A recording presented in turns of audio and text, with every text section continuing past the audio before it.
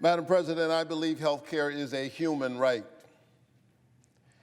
And with all the incentives on the table for Georgia to expand Medicaid, it is past time to do so. My home state of Georgia, where state leaders have refused to expand Medicaid, has the opportunity to provide affordable health care to 646,000 people who could qualify. I refuse to allow Georgians to suffer and be cut off from care while politicians play games. And this is why I introduced recently the Medicaid Saves Lives Act. This is legislation that would allow people in states like mine who haven't expanded Medicaid an alternative path to health coverage. Because for far too many, access to affordable, reliable health care is the difference between life and death. Madam President, I agree with Martin Luther King Jr., who said that of all the injustices, inequality in health care is the most shocking and the most inhumane. And so I'm grateful that this plan, the Medicaid Saves Lives Act, which I introduced the other day, is positioned to be included in the forthcoming economic package. And that's why I rise again on the Senate floor to tell the story of another Georgian, a story that gets to the heart of why this bill is important. This is Amy Belowski. Amy is an owner of a small business, Harebrained Productions. It is an event planning and entertainment company in Tucker, Georgia.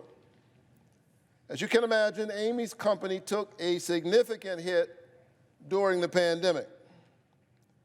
Unable to book regular gigs and plan events that all of us miss as we have been clawing our way back from this pandemic. Amy qualified for unemployment benefits this past year. And with that critical support, Amy had temporary access to affordable marketplace plans created by the Affordable Care Act.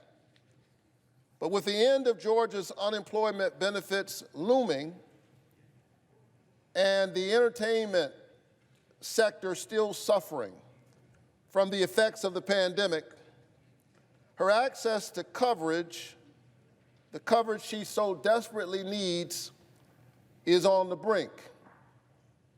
Again.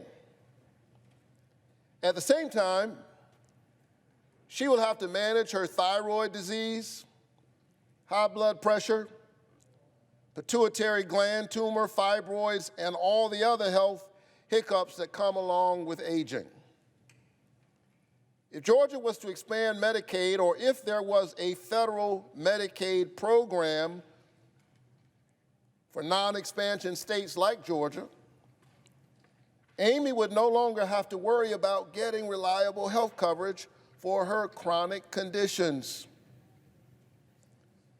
This is the human face of the public policy we make, or the public policy we fail to make.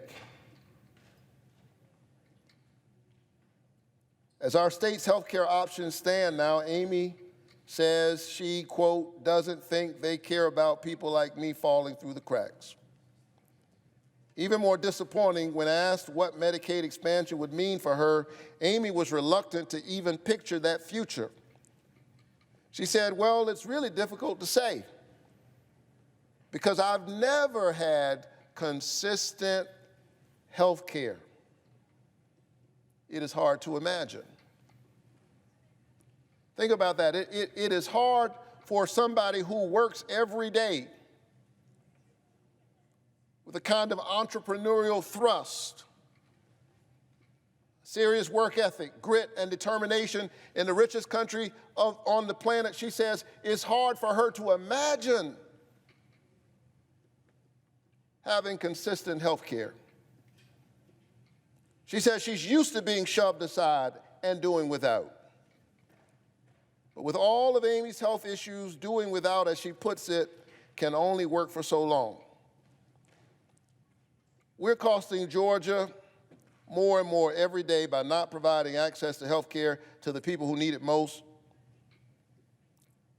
Like Amy's story speaks to, without affordable and comprehensive coverage, preventive care and annual appointments are skipped, conditions that could perhaps be treated or seen at their early stage or prevented worsen. And Georgians end up using emergency rooms instead of addressing these health issues in primary care appointments months prior. This past year, Amy herself had to go to the ER because of chest pains. And with a history of high blood pressure, she couldn't ignore the sharp pain in her chest that wasn't going anywhere. And so she made her way to the ER. After all, what if it was a heart attack? A short stay later, after spending less than an hour in a hospital room, she went home with a $3,000 bill. That's bad policy for her. It's certainly bad policy for every Georgian. What kinds of costs would be avoided for the hospital and for Amy herself if she had access to a primary care provider through Medicaid and more regular, affordable, consistent access to care? Madam President, in other states, Amy would be eligible for Medicaid. And according to Amy, access to reliable, quality, affordable health care through Medicaid would be nothing short, she says, of miraculous. Amy is one Georgian who represents the stories of hundreds of thousands in our state and across the country who need the Medicaid Saves Lives Act. And until we get this done, because I believe that health care is a human right, I'm going to keep lifting up Amy's story and the stories of other Georgians who would benefit from this life-saving legislation. Thank you, Madam President. I yield the floor.